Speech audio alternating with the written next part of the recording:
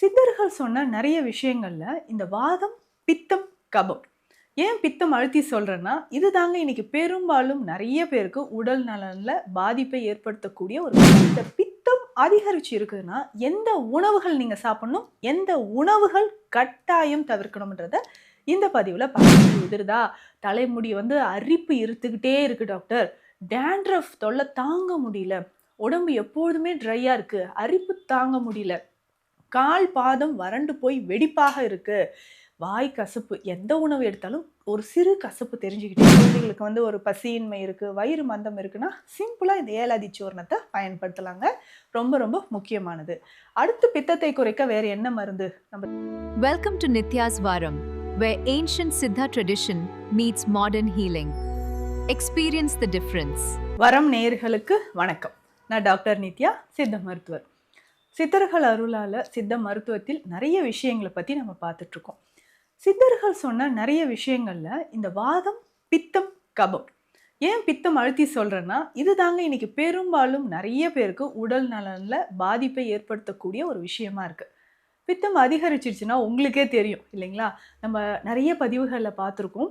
அதே மாதிரி நீங்களும் அது எல்லாமே கேட்டு, டாக்டர் நீங்க சொன்னது எல்லாம் எனக்கு இருக்கு. அதாவது காலையில் எந்திரிச்சோடனே எனக்கு வாய் கசப்பு தெரியுது டாக்டர் அப்படின்னு சொல்கிறீங்க. வயிறு எரிச்சல் இருந்துக்கிட்டே இருக்குது. ஸ்கின்ல எனக்கு ஒரு ட்ரைனஸ் தெரியுது. திடீர்னு வியர்வை அதிகமாகுது. மஞ்சள் பூத்த மாதிரி தெரியுது. கண்களில் மஞ்சள் நிறம் தெரியுது. இந்த மாதிரியான விஷயங்கள் எல்லாமே சொல்கிறீங்க. முடி சீக்கிரம் நரைச்ச மாதிரி இருக்குது. கால் பாதத்தில் வெடிப்பு ஏற்படுறது. இது எல்லாமே பித்தத்தோட அறிகுறிகள். அப்போது இந்த பித்தம் அதிகரிச்சு இருக்குதுன்னா எந்த உணவுகள் நீங்கள் சாப்பிடணும், எந்த உணவுகள் கட்டாயம் தவிர்க்கணும்ன்றத இந்த பதிவில் பார்க்கலாம். ஏன்னா சித்தர்கள் சாதாரணமாக இல்லைங்க, பித்தத்தோட ஒவ்வொரு நோய்க்குமே பித்தம் அதிகரித்தா அந்த நோயோட சிம்டம்ஸ் எப்படி இருக்கும்?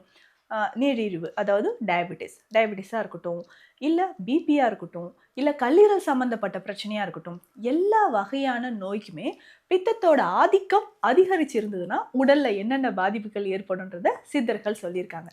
சரிங்க, இப்போது பித்தம் உடல் வாகு இருக்கக்கூடியவங்க கட்டாயம் இந்த உணவுகளை சாப்பிடுங்க. நிச்சயமாக உடலில் நல்ல மாற்றம் தெரியும். தலைமுடி உதிருதா? தலைமுடி அரிப்பு இருத்துக்கிட்டே இருக்கு டாக்டர். டேண்ட்ரஃப் தொல்லை தாங்க முடியல. உடம்பு எப்பொழுதுமே ட்ரையா இருக்கு. அரிப்பு தாங்க முடியல. கால் பாதம் வறண்டு போய் வெடிப்பாக இருக்கு. வாய் கசப்பு. எந்த உணவு எடுத்தாலும் ஒரு சிறு கசப்பு தெரிஞ்சுக்கிட்டே இருக்கு. சரியா தூக்கம் வரல. டென்ஷன் மண்டைக்கு ஏறுது. திடீர்னு கத்த ஆரம்பிச்சிடுறேன். இந்த மாதிரிலாம் சொல்றீங்களா? கவலையே வேண்டாங்க. நான் சொல்ற உணவுகளை டக்கு டக்குன்னு நோட் பண்ணிட்டு இன்னைக்கே இப்போவே இதெல்லாம் ஃபாலோ பண்ணிட்டு வாங்களேன். கிடுகிடுன்னு உங்களுக்கு பித்தம் குறைய ஆரம்பிச்சிடும். சரிங்க, சித்த மருத்துவத்தில் சித்தர்கள் சொல்லியிருக்கக்கூடிய பித்த சமணி மூலிகைகளை நான் சொல்கிறேன். இதில் எது எதெல்லாம் ஈஸியாக கிடைக்கும், எதெல்லாம் கொஞ்சம் கஷ்டப்பட்டு நம்ம எடுக்கணுன்றதும் நான் சொல்லிடுறேன். ஈஸியாக கிடைக்கக்கூடியது என்ன? முதல்ல ஏலக்காய். எல்லார் வீட்லேயுமே ஏலக்காய் இருக்குங்க. அந்த பித்தத்தை சமநிலைப்படுத்துவதற்கு ஏலக்காய் ரொம்ப முக்கியம். அடுத்து நம்பர் 2, எலுமிச்சை பழம். ஸோ எலுமிச்சை அப்படின்னு சொல்லும்போதே ஆமாம்ல, பித்தம் தலைக்கேறிச்சா எலுமிச்சை பழத்தை தேய்ச்சி குளிங்க அப்படின்னு சொல்கிறது உங்கள் நினைவுக்கு வந்திருக்கும். ஸோ பித்த சமணி அப்படின்னு சொல்லக்கூடியது அடுத்ததாக இந்த எலுமிச்சை ரொம்ப சிறப்பு வாய்ந்தது. 3வது முக்கியமான ஒரு மூலிகை சீரகம். நம்ம அகத்தை சீர்படுத்துறது மட்டும் கிடையாது, உடல்ல இருக்கக்கூடிய பித்தத்தை சமநிலைப்படுத்துறதுல முக்கியமான ஒரு மூலிகை. 4வது மூலிகை அப்படின்னு பார்த்தோம்னா கற்றாழை. கற்றாழைக்கு இல்லாத மருத்துவ குணங்களே கிடையாது. தலைமுடி உதிர்தல் பிரச்சனை, தலைமுடி ரொம்ப உதிருதா, இப்போ கற்றாழை நம்ம யூஸ் பண்ணுவோம் இல்லைங்களா? இப்போ கற்றாழை சேர்த்து செய்யக்கூடிய மருந்துகள் எல்லாமே பித்தத்தோடத்தை சமநிலைப்படுத்தும். 5வது முக்கியமான மூலிகை வெந்தயம்.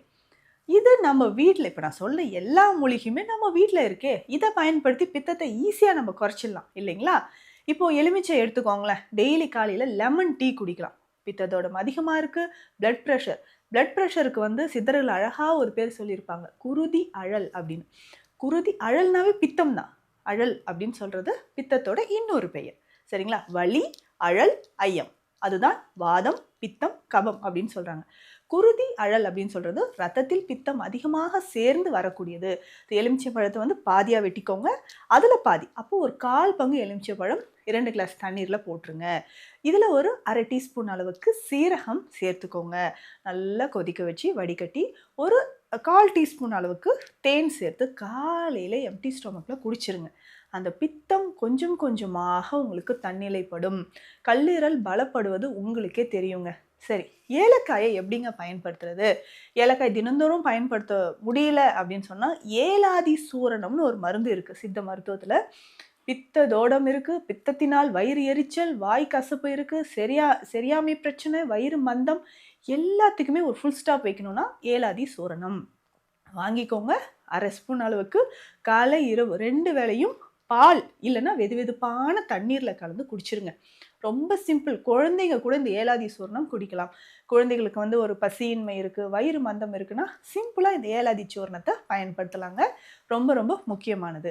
அடுத்து பித்தத்தை குறைக்க வேறு என்ன மருந்து? நம்ம சீரகம் பார்த்தோம்.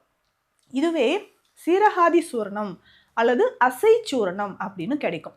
இதை நீங்கள் வாங்கிக்கோங்க. இந்த சீரகாதி சூரணம் எல்லாருமே சுகர் இருக்கா, ஓகே, எல்டிஎல் கொலஸ்ட்ரால் அதிகமாக இருக்கா, பிளட் ப்ரெஷரும் எனக்கு அதிகமாக இருக்குது, ஒபிசிட்டி, செரிமான பிரச்சனை, மலச்சிக்கல் தொந்தரவு, இது எல்லாத்துக்குமே சீரகாதி சூரணம் பயன்படுதுங்க. ஒரு 1/2 டீஸ்பூன் அளவுக்கு எடுத்து காலை இரவு சாப்பிட்டுக்கிட்டே வாங்க. உங்களுக்கு அந்த பித்தம் இருந்த இடம் தெரியாமல் போகும். அடுத்ததாக இந்த கற்றாழை எப்படி டாக்டர்? டெய்லி நீங்கள் ஜூஸ் மாதிரி குடிக்கலாம். இல்லைன்னா குமரி லேகியம் இருக்கே, இல்லைன்னா கற்றாழை மணப்பாகு இருக்கே, இதை 2த்துல ஏதாவது ஒன்று நீங்கள் வாங்கிக்கோங்க. லேகியம் வாங்கிட்டீங்கன்னா டெய்லி 1 ஸ்பூனுங்க. உங்களுக்கு எந்த டைம் அவைலபிளாக இருக்கீங்களோ அந்த டைமில் 1 ஸ்பூன் குமரி லேகியம் சாப்பிடுங்க. அது பெண்களுக்கு எஸ்பெஷலி பித்தம் அதிகமாகிடுச்சுன்னா ஒவ்வொரு டைம் பீரியட்ஸ் அப்பையும் அதிகமான உதிரப்போக்கு இருக்கும், கிளாட்ஸ் கட்டி கட்டியாக வருது, எண்டோமெட்ரியோசிஸ் கண்டிஷன், இதுக்கு எல்லாத்துக்குமே உங்களுக்கு குமரி லேகியம் அவ்வளவு சிறப்பு வாய்ந்ததுன்னு சொல்லலாம். இந்த மாதிரியான மருந்துகளாக நீங்கள் பயன்படுத்தும் பொழுது பித்தம் மிக விரைவில் உடல்ல இருந்து குறைய ஆரம்பிக்குது. இந்த மாதிரி எளிமையான மூலிகைகள் நம்ம உடல்ல பாடாய்படுத்தக்கூடிய பித்தத்தை சமநிலைப்படுத்துது. அதற்கு அடுத்ததாக இன்னும் சில மூலிகைகள் சொல்ல. நீர்முள்ளி. இந்த நீர்முள்ளி அப்படின்னு சொல்றது நல்ல நீர்ப்பாங்கான இடங்கள்ல வளரக்கூடியது. உடல் உஷ்ணத்தையும் பித்தத்தையும் உங்களுக்கு காணாமல் போக்கக்கூடிய மூலிகை. சிறுநீரகம் சம்பந்தப்பட்ட பிரச்சனைகளுக்கெல்லாம் இந்த நீர்முள்ளி மிக சிறந்ததுங்க. ரொம்ப நாளாக எனக்கு சிறுநீரக பிரச்சனை இருக்குது, யூரினரி ட்ராக் இன்ஃபெக்ஷன் இருக்குது, இது எல்லாம் சரியாகணும்னா நீங்கள் நீர்முள்ளியை தாராளமாக பயன்படுத்தலாம்.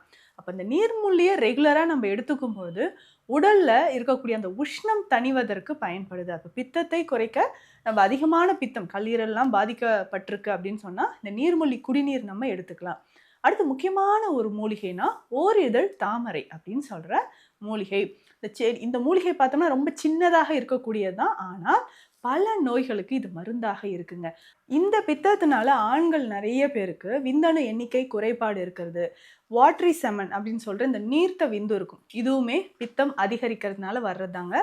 இதற்கு இந்த ஓரிதழ் தாமரை சூரணமாக பயன்படுத்தலாம்.